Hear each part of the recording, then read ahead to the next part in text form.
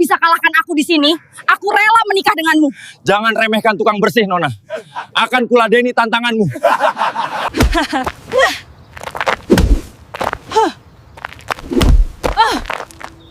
Assalamualaikum warahmatullahi wabarakatuh. Siang itu di pangkalan militer Jepang, seorang perwira cantik menunjuk tajam ke arah pemuda TKI yang membawa ember dan pel. "Aku ingin bertanding denganmu," katanya lantang. Pemuda itu menunduk sopan, "Maaf non, aku tidak ingin bergulat dengan perempuan." Arumi tersenyum sinis. "Halah, bilang saja kalau kamu takut melawanku." Tak ada yang tahu, ucapan itu akan mengubah segalanya. Sahabat semuanya, sebelum kita mulai cerita ini, tuliskan dulu di kolom komentar, dari kota mana kalian menonton. Semoga yang subscribe channel ini dimudahkan segala urusannya, dilapangkan rezekinya, disehatkan badannya, dan dikabulkan semua hajat dunia akhirat oleh Allah Subhanahu wa Ta'ala. Amin ya Rabbal Alamin. Sekarang mari kita mulai ceritanya. Siang itu matahari menyorot tajam ke halaman luas pangkalan militer Jepang. Deru mesin truk militer bercampur dengan suara peluit instruktur yang memekakkan telinga. Di tengah lapangan, deretan perempuan berseragam hijau tua berlari mengitari arena, keringat mengucur di wajah mereka yang tegas. Di antara mereka berdiri seorang perempuan muda bernama Arumi, perwira cantik yang baru saja menang dalam pertarungan gulat antar rekan satuan. Kemenangan itu seharusnya cukup membanggakan, namun tatapan matanya masih menyimpan sesuatu, rasa belum puas.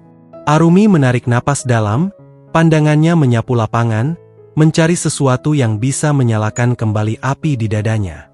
Ia ingin lebih dari sekadar menjadi pemenang di antara sesama perempuan. Ia ingin membuktikan bahwa dirinya bisa mengalahkan siapapun, bahkan laki-laki.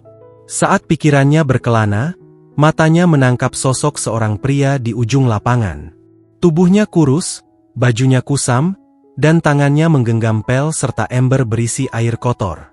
Dia berjalan pelan di bawah terik matahari, menyapu lantai dengan kesabaran yang anehnya menenangkan. Arumi memperhatikan dengan tatapan menilai, lalu tersenyum kecil, setengah mengejek. "Hei, kamu!" teriaknya. Pemuda itu menoleh pelan, wajahnya berkeringat, lehernya terbakar matahari.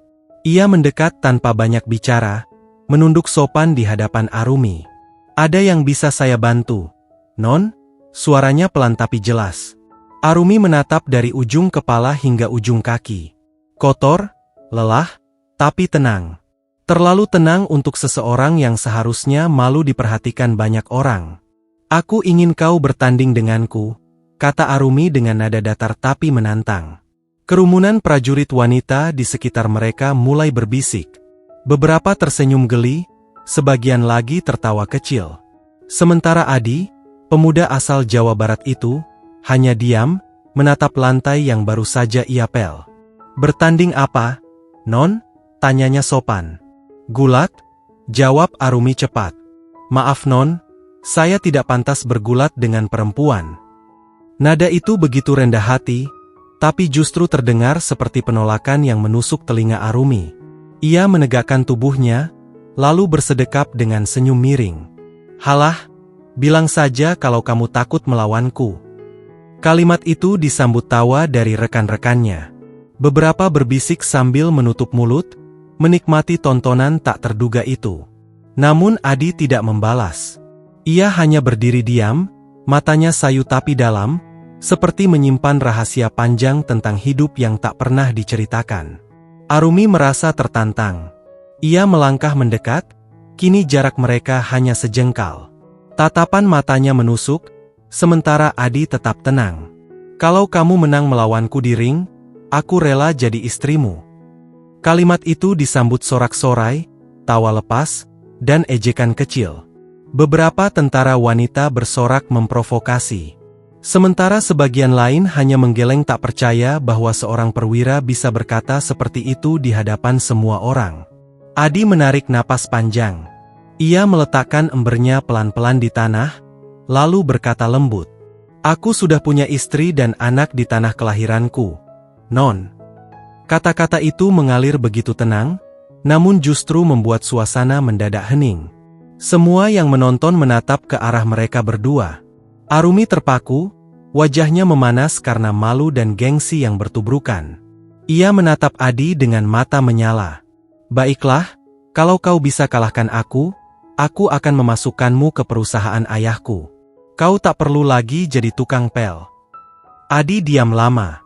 Angin sore berembus pelan membawa aroma debu dan keringat.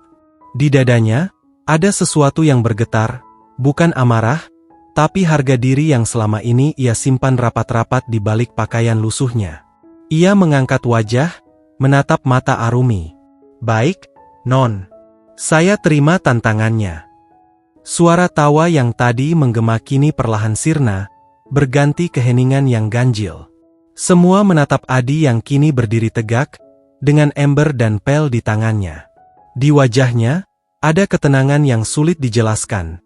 Bukan kesombongan, tapi keyakinan yang memancarkan wibawa. Sore itu, di tengah pangkalan militer yang penuh sorotan mata, kisah antara seorang perwira cantik dan seorang TKI sederhana pun dimulai. Kisah yang akan mengubah hidup mereka berdua selamanya. Semua mata tertuju pada mereka berdua. Arumi berdiri tegak di tengah lapangan, wajahnya tegas, suaranya lantang. Adi hanya memegang pel dan embernya, menatap tanah tanpa berkata apapun. Cepat naik ke ring, tunjukkan kalau kau bukan pengecut, teriak Arumi. Beberapa prajurit perempuan bersorak mendukung, sementara yang lain menahan tawa. Adi menatap ring sederhana yang sudah berdiri di tengah lapangan latihan. Udara siang makin panas, tapi bukan karena matahari, melainkan rasa malu dan gengsi yang menekan di dadanya. Ia perlahan berjalan ke arah ring, langkahnya tenang namun mantap. Arumi sudah menunggu di dalam, menggulung lengan bajunya, siap bertarung. Sorak-sorai mulai terdengar. Kau yakin mau lawan aku? Tanya Arumi dengan senyum mengejek. Saya hanya ingin membuktikan, bukan menghina, jawab Adi pelan. Pelatih yang ada di sekitar ring memberi isyarat mulai. Tanpa aba-aba panjang, Arumi langsung menyerang. Langkahnya cepat, tubuhnya lentur, berputar dengan teknik militer yang terlatih. Namun Adi menunduk sedikit, menahan gerakan itu dengan tenang, seolah tahu kemana arah serangan akan datang.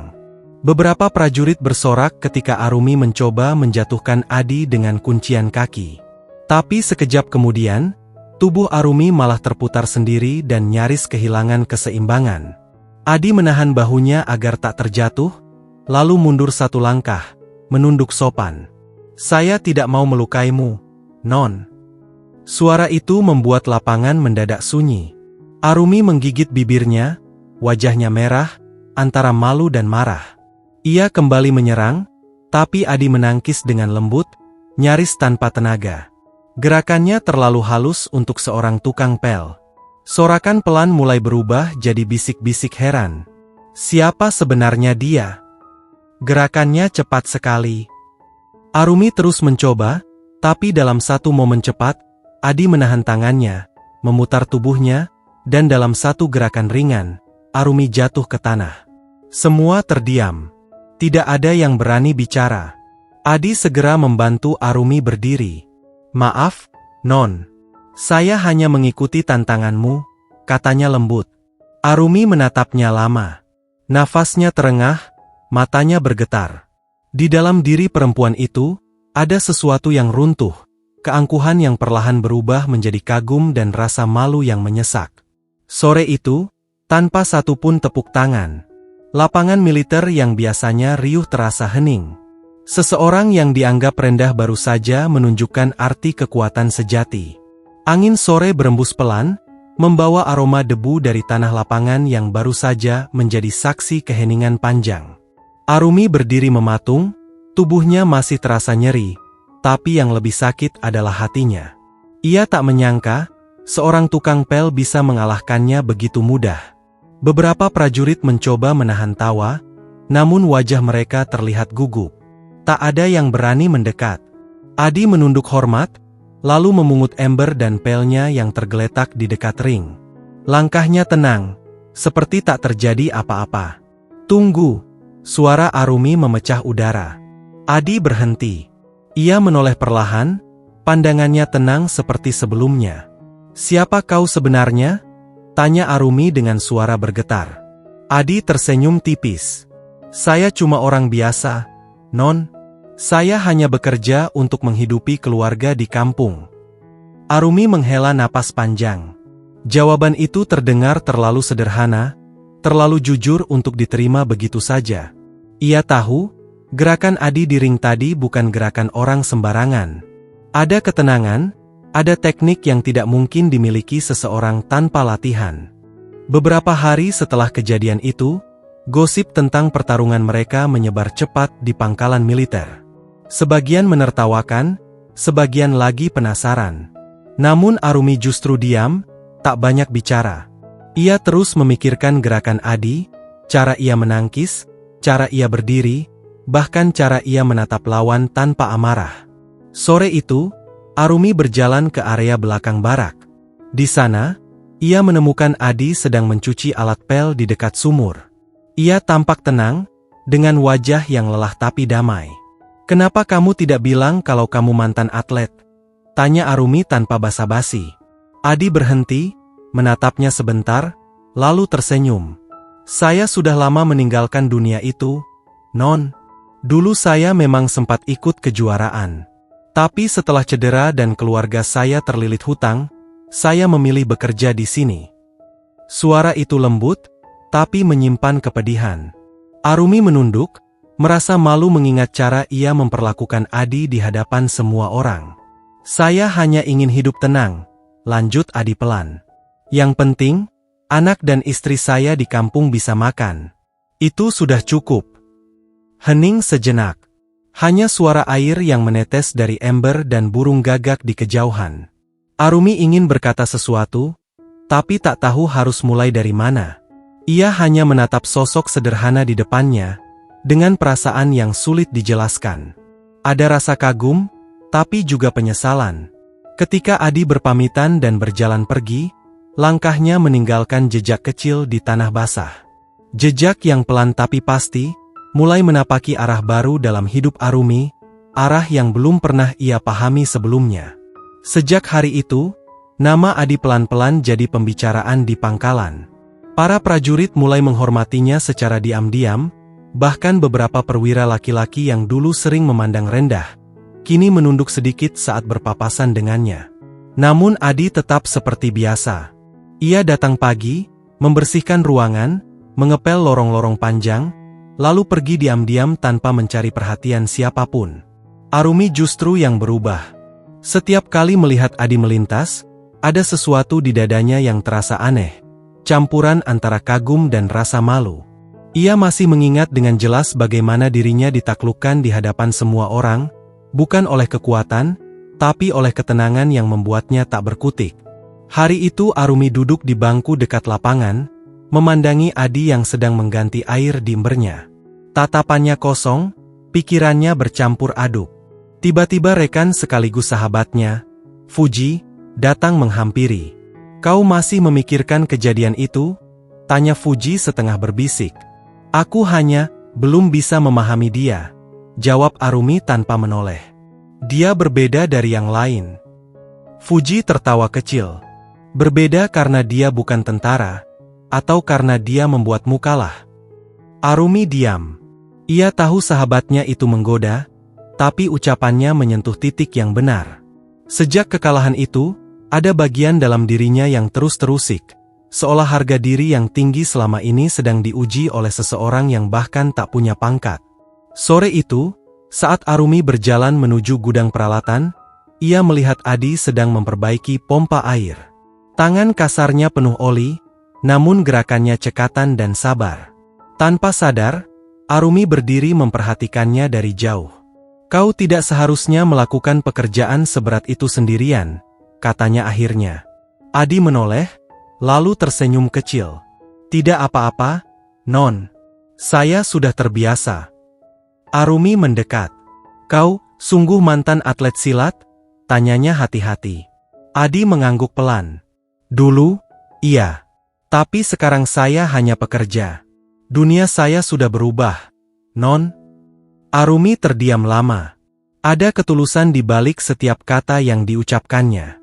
Bukan kata-kata rendah diri, tapi keikhlasan yang jarang ia temui di tempat seperti ini. Kenapa kau tidak kembali bertanding? Karena ada hal yang lebih penting dari menang, jawab Adi sambil menatap langit senja. Menafkahi keluarga dan menjaga hati agar tidak sombong, itu yang saya pelajari dari Jatuh. Arumi menunduk. Dadanya terasa sesak. Kata-kata itu sederhana, tapi menampar kesadarannya. Ia baru sadar, selama ini ia sibuk mencari pengakuan, sementara orang seperti Adi sudah menang. Bukan di atas ring, tapi di dalam dirinya sendiri. Hari mulai gelap. Lampu-lampu pangkalan menyala satu persatu, dan angin dingin mulai turun. Arumi berjalan pulang ke barak tanpa berkata apa-apa lagi. Tapi langkahnya pelan, seolah ada sesuatu yang berat menahan setiap tapak. Sejak malam itu, pandangannya terhadap dunia berubah perlahan. Ia mulai belajar menunduk, bukan karena kalah, tapi karena untuk pertama kalinya, ia menemukan seseorang yang mengajarkannya arti kemenangan yang sesungguhnya, tanpa berkata sepatah pun tentang kemenangan itu. Waktu berlalu cepat sejak kejadian itu. Musim semi mulai datang, bunga sakura mekar di sekitar pangkalan. Semua berjalan seperti biasa, tapi suasana antara Arumi dan Adi tak pernah lagi sama. Setiap kali berpapasan, Arumi tak lagi menatap dengan sombong, melainkan dengan hormat yang tulus, meski dalam diam. Adi pun tetap seperti dulu, tenang, sopan, dan selalu bekerja tanpa banyak bicara. Namun di balik ketenangan itu, hatinya sering dipenuhi kerinduan pada kampung halaman, pada istri dan anak yang sudah 5 tahun tak ia peluk. Setiap malam ia menulis surat singkat, lalu menatapnya lama sebelum memasukkannya ke dalam amplop. Suatu pagi, saat Adi sedang mengepel lorong utama, langkah Arumi terdengar mendekat cepat. Wajahnya tampak serius. Di tangannya, ada sebuah amplop bersegel. "Adi, ada surat untukmu dari kantor pusat," katanya. Adi terkejut. Tangannya yang kasar menerima surat itu hati-hati, seolah takut merusaknya. Ia membaca perlahan, lalu menatap Arumi dengan mata yang tak bisa menyembunyikan rasa bingung. "Ini, panggilan kerja dari perusahaan ayahmu, Non." Arumi mengangguk. "Ayahku tahu tentangmu. Aku menceritakan semuanya. Dia ingin bertemu langsung.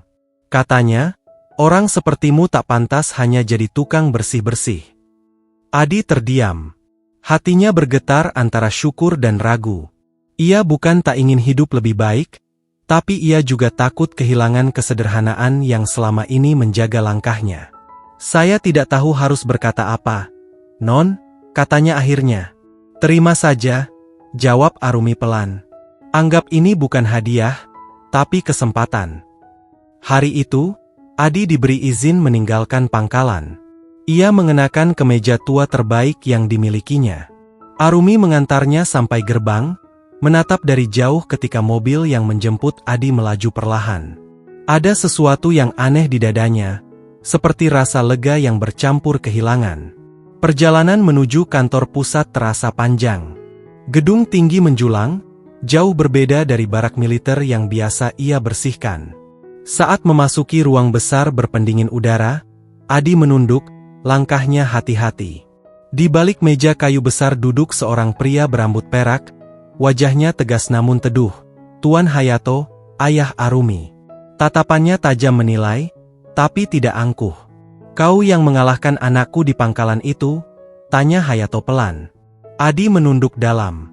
"Maaf, Tuan. Saya tidak bermaksud membuatnya malu." Hayato tersenyum tipis. "Bukan malu. Dia justru belajar sesuatu dari kejadian itu. Anak saya keras kepala, dan hanya seseorang yang kuat tapi sabar yang bisa menundukkan egonya." Suasana hening. Lalu Hayato berdiri dan menatapnya langsung. "Mulai hari ini, kau bekerja di bawahku. Bukan sebagai tukang kebersihan, tapi sebagai pengawal pribadi keluarga kami." Adi menatapnya tak percaya. Air matanya hampir menetes, tapi ia tahan dengan menggigit bibir. "Terima kasih, Tuan. Saya akan bekerja sebaik mungkin." Hari itu, hidup Adi berubah arah. Dari lantai yang sering ia pel setiap pagi, kini ia berdiri tegak di ruangan yang beraroma wangi kayu mahal. Namun langkahnya tetap sama, tenang, sederhana, dan penuh rasa syukur. Di luar ruangan, Arumi diam-diam memperhatikannya dari balik pintu kaca. Ada senyum kecil di bibirnya. Bukan senyum kemenangan, melainkan rasa bangga, karena untuk pertama kalinya dalam hidupnya, ia belajar apa arti hormat yang sebenarnya.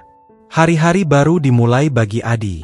Kini, ia bukan lagi sekadar pekerja kebersihan yang hidup di bawah bayangan hinaan. Ia telah menjadi pengawal pribadi keluarga Hayato, orang terpandang yang dihormati di Jepang. Seragam hitam pas di tubuhnya, sepatu mengilap, dan tatapan matanya kini membawa wibawa yang membuat siapapun segan. Namun di balik penampilan itu, hatinya tetap sama, rendah hati, penuh doa, dan tak pernah lupa dari mana ia berasal. Arumi yang dulu menatapnya dengan angkuh, kini justru menunduk setiap kali mereka berpapasan. Namun diam-diam, hatinya semakin sulit untuk menenangkan diri. Setiap kali melihat Adi menjaga ayahnya dengan tenang, menyingkirkan bahaya dengan cepat, atau berbicara dengan sopan pada siapapun tanpa sedikitpun kesombongan, ada rasa yang tumbuh tanpa ia sadari. Sore itu, Arumi berdiri di balkon rumah besar keluarganya. Langit mulai berwarna jingga, cahaya matahari menembus dedaunan. Dari tempatnya berdiri, ia bisa melihat Adi sedang memeriksa mobil di garasi. Tangannya cekatan, wajahnya serius, tapi setiap gerakannya penuh ketenangan yang menular. "Kenapa aku selalu memperhatikannya?" bisik Arumi lirih. Ia ingat dulu pernah menantang pria itu dengan kata-kata kasar, menghina pekerjaannya, bahkan menertawakannya di depan banyak orang. Kini, setiap kali ia mengingatnya, rasa bersalah itu menekan dadanya seperti batu besar. Beberapa hari kemudian, Arumi dan ayahnya harus menghadiri acara bisnis penting. Adi ikut serta, duduk di kursi depan mobil, matanya fokus memperhatikan jalan. Arumi duduk di belakang, memperhatikan siluet Adi lewat kaca depan. Suara radio pelan mengisi keheningan di dalam mobil. "Adi," kata Tuan Hayato tiba-tiba. "Ya, Tuan. Setelah acara ini selesai, aku ingin kau menjaga Arumi untuk sementara waktu. Dia akan mengurus proyek bantuan sosial ke beberapa kota. Aku butuh orang yang bisa dipercaya." Adi mengangguk pelan. "Siap, Tuan." Arumi menoleh cepat, seolah ingin menolak, tapi kata-kata itu tertahan di tenggorokan. Entah mengapa, ia merasa aman mendengar keputusan itu. Malamnya, setelah acara selesai, mereka berjalan di taman hotel yang sepi. Udara dingin, suara gemericik air mancur terdengar lembut. Adi berjalan setengah langkah di belakang Arumi, menjaga jarak dengan sopan. "Kau tidak lelah bekerja terus?" tanya Arumi tiba-tiba. "Kalau lelah, saya ingat keluarga di kampung." "Rasanya semua jadi ringan," jawab Adi tanpa menoleh. Arumi terdiam. Ia menatap langit berbintang, lalu berkata pelan, "Aku iri padamu." Adi berhenti. "Iri, Non?" "Iya, kau tenang, tidak pernah membalas, tidak pernah marah. Aku hidup di dunia yang keras, tapi hatiku selalu berisik." Adi menatapnya lama, lalu berkata lirih, "Kadang yang tenang bukan karena tak pernah marah, tapi karena sudah terlalu sering jatuh. Saat hati terbiasa luka, ia belajar diam." Ucapan itu menembus jauh ke hati Arumi. Ia menunduk, air matanya hampir jatuh tanpa alasan yang jelas. Untuk pertama kalinya, seorang pria berbicara padanya tanpa rasa takut, tanpa mencari pujian, tapi membuatnya merasa kecil. Malam semakin larut. Mereka berjalan kembali ke hotel, tak banyak bicara. Namun keheningan itu bukan lagi canggung, melainkan tenang, seperti dua jiwa yang mulai saling memahami lewat cara yang sederhana. Sejak hari itu, hubungan mereka berubah. Arumi tak lagi berbicara dengan nada tinggi setiap kali berhadapan dengan Adi. Ia mulai menanyakan hal-hal kecil. Apakah Adi sudah makan? Apakah ia tidur cukup? Bahkan membawakan bekal ke tempat kerja dengan alasan yang tak jelas. Adi hanya menunduk setiap kali diberi perhatian, tapi dalam diam ia tahu, ada sesuatu di hati perempuan itu yang mulai bergerak pelan. Namun ia selalu ingat, di kampung halaman jauh di sana, ada seorang istri yang menunggunya, dan seorang anak yang memanggil namanya dalam doa setiap malam. Setiap kali wajah Arumi terlihat lembut di bawah cahaya lampu sore, Adi menunduk lebih dalam. Bukan karena tak menyukai, tapi karena takut kehilangan arah. Ia tahu, langkahnya harus tetap lurus, walau hatinya kadang goyah. Sementara itu, Arumi semakin sulit menenangkan hatinya sendiri. Di setiap langkah Adi yang sederhana, di setiap kalimat bijak yang keluar tanpa dibuat-buat, ia menemukan sesuatu yang tak pernah ia temui di dunia militer, ketulusan. Dan tanpa ia sadari, ketulusan itulah yang perlahan mengubah hidupnya, membuatnya berpikir ulang tentang makna kekuatan, kesetiaan, dan cinta yang sebenarnya. Musim dingin datang lebih cepat dari tahun-tahun sebelumnya. Salju turun menutupi atap-atap rumah dan halaman kantor keluarga Hayato. Langit tampak kelabu, dan udara dingin membuat napas keluar seperti asap putih. Adi masih setia dengan tugasnya. Ia menjaga, mengantar, dan melindungi tanpa pernah absen. Di matanya, pekerjaan bukan hanya tanggung jawab, tapi bentuk rasa syukur. Namun di balik ketenangan itu, hatinya mulai resah. Sudah hampir 5 tahun ia tak pulang ke Indonesia. Anaknya pasti sudah besar. Istrinya mungkin sudah terlalu lama menunggu dalam sepi. Hari itu, saat Adi selesai memeriksa mobil di garasi, Arumi datang dengan mantel tebal warna krem. Wajahnya tampak berbeda, lebih lembut dari biasanya. Ia berdiri di depan Adi, menatap lama seolah mencari sesuatu di matanya. "Kau masih menyimpan foto keluargamu?" tanya Arumi tiba-tiba. Adi tersenyum kecil, mengeluarkan dompet lusuh dari sakunya. Dari dalamnya, ia memperlihatkan selembar foto kecil, seorang perempuan sederhana dan anak kecil yang sedang duduk di pangkuannya. "Ini mereka. Satu-satunya alasan saya kuat bertahan di negeri orang." Arumi menatap foto itu dalam diam. Wajahnya tak bisa menyembunyikan rasa sesak yang perlahan tumbuh. Ia tahu, cinta semacam itu tulus dan tak tergantikan. Namun justru disitulah ia semakin kagum, dan semakin sadar bahwa perasaannya tak boleh tumbuh lebih jauh. Beberapa hari kemudian, Tuan Hayato memanggil Adi ke ruang kerjanya. Udara di ruangan itu hangat, tapi pembicaraan mereka terasa dingin dan berat. "Adi," kata Hayato dengan nada serius, "aku sudah cukup lama memperhatikanmu. Kau bekerja dengan hati, bukan dengan ambisi. Aku menghargai itu. Tapi aku tahu, hatimu selalu ada di tanah kelahiranmu." Adi menunduk. "Benar, Tuan. Di sanalah rumah saya." Hayato mengangguk pelan. "Aku sudah menyiapkan surat dan tiket untukmu. Pulanglah. Temui keluargamu. Jangan biarkan mereka menunggu lebih lama." Suasana hening. Adi tak bisa menahan air matanya kali ini. Ia menunduk dalam-dalam, lalu berkata lirih, "Terima kasih, Tuan. Kebaikan Anda akan selalu saya ingat." Kabar itu sampai ke telinga Arumi sore harinya. Ia membisu cukup lama, mencoba menelan kenyataan itu perlahan. Di kamarnya, ia menatap keluar jendela, melihat salju turun seperti hujan lembut dari langit kelabu. Hatinya sesak, tapi juga tenang. Ia tahu, ini keputusan yang benar. Malam sebelum keberangkatan, Arumi datang ke taman belakang. Adi sedang berdiri di sana, menatap langit penuh bintang yang nyaris tertutup awan. Ia mengenakan jaket tebal dan sarung tangan hitam. "Kau benar-benar akan pulang besok?" tanya Arumi pelan. "Iya, Non. Sudah waktunya. Anak saya pasti menunggu." "Kalau begitu, terima kasih." Adi menatapnya dengan bingung. "Untuk apa, Non?" "Untuk semuanya. Untuk membuatku sadar bahwa kekuatan tak selalu diukur dari siapa yang menang, tapi dari siapa yang bisa menahan diri." Adi tersenyum kecil. "Saya tidak mengajari apapun, Non. Saya hanya hidup seperti seharusnya." Angin berembus pelan, membawa aroma bunga kering dan dingin salju.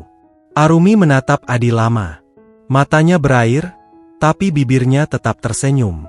Semoga suatu hari nanti, saat kau melihat langit yang sama, kau ingat, ada seseorang di Jepang yang mendoakanmu diam-diam. Adi menunduk, menatap tanah yang diselimuti putih salju. Terima kasih, Non. Saya akan selalu ingat kata-kata itu. Malam itu, tak ada yang diucapkan lagi. Mereka berdiri dalam diam, dua jiwa yang bertemu bukan untuk memiliki, tapi untuk saling menguatkan. Hingga akhirnya, langkah Adi menjauh, meninggalkan jejak sepatu di atas salju yang perlahan tertutup kembali oleh hujan lembut dari langit. Pagi itu, udara masih dingin dan lembut. Langit Tokyo mulai terang ketika mobil hitam berhenti di depan bandara. Adi turun perlahan, menatap sekitar dengan mata yang berkaca. Sudah 5 tahun ia menginjak tanah Jepang, 5 tahun bekerja, menahan rindu, dan menabung demi satu tujuan, pulang dengan kehormatan. Di tangannya hanya ada satu koper kecil dan sebuah tas kain berisi hadiah sederhana untuk anak dan istrinya. Arumi berdiri di sisi mobil, memakai mantel putih dan syal abu-abu. Angin pagi meniup lembut rambutnya. Ia menatap Adi lama, seolah ingin mengingat setiap detail wajahnya sebelum benar-benar pergi. Kau yakin tidak ingin tinggal lebih lama? Tanya Arumi dengan suara yang nyaris bergetar. Tidak, Non. Kalau terlalu lama di sini, hati saya bisa lupa arah pulang. Jawab Adi pelan, tersenyum tenang. Hening sejenak. Suara pesawat di kejauhan terdengar seperti gema panjang yang menyayat hati. Arumi menunduk. Aku berhutang banyak padamu, Adi. Karena kamu, aku belajar arti sabar, rendah hati, dan menghormati orang tanpa melihat siapa dia. Dan saya pun berhutang banyak pada Non, jawab Adi lembut. Karena dari ucapan keras Non dulu, saya belajar menahan diri dan tetap ikhlas. Arumi tersenyum, tapi matanya basah. Ia ingin mengatakan sesuatu lagi, tapi kata-kata seperti enggan keluar. Hanya satu kalimat yang akhirnya berhasil lolos dari bibirnya. Selamat pulang, jaga dirimu baik-baik. Adi menunduk hormat. Terima kasih, Non. Semoga Allah selalu melindungi Non dan keluarga. Ia berbalik, melangkah pelan menuju pintu keberangkatan. Langkahnya pasti, tapi setiap tapak terasa berat. Di belakangnya, Arumi masih berdiri diam, menatap sosok yang perlahan menjauh hingga hanya menjadi bayangan kecil di antara kerumunan penumpang. Ketika pesawat lepas landas, Arumi menatap ke langit yang mulai memutih. Ada sesuatu di dadanya yang tak bisa dijelaskan. Rasa kehilangan, tapi juga rasa lega. Ia tahu, setiap pertemuan tak selalu berakhir dengan kebersamaan. Kadang, yang tinggal hanyalah kenangan yang menjaga seseorang agar tak kembali sombong seperti dulu. Langit Indonesia menyambut dengan cahaya keemasan.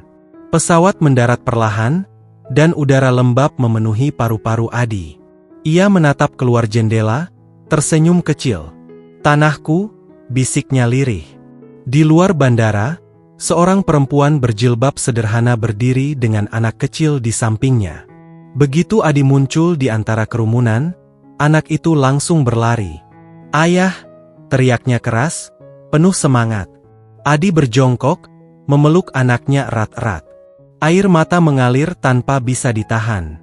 Sementara istrinya mendekat perlahan, wajahnya penuh haru. Adi memeluk keduanya tanpa kata. Tangannya gemetar, tapi pelukannya kuat, seolah ingin menebus semua tahun yang hilang. Rumah kecil mereka masih sama. Papan kayu tua, jendela berdebu, dan aroma tanah basah setelah hujan. Tapi bagi Adi, semua terasa baru. Ia menatap langit sore yang merah jingga, memejamkan mata, lalu berbisik pelan. Terima kasih, ya Allah, aku pulang dengan kehormatan. Di tempat jauh, di Jepang yang diselimuti salju, Arumi berdiri di balkon rumahnya, menatap langit yang sama. Hatinya tenang. Ia tahu, lelaki sederhana yang dulu dihina itu kini telah pulang, membawa bukan hanya martabat, tapi juga pelajaran yang akan ia kenang seumur hidupnya.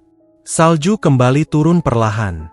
Dan di bawah cahaya lampu kota, seolah dunia ikut berdoa. untuk dua jiwa yang pernah bertemu dalam ujian, dan kini berjalan di jalannya masing-masing, dengan hati yang sama-sama damai.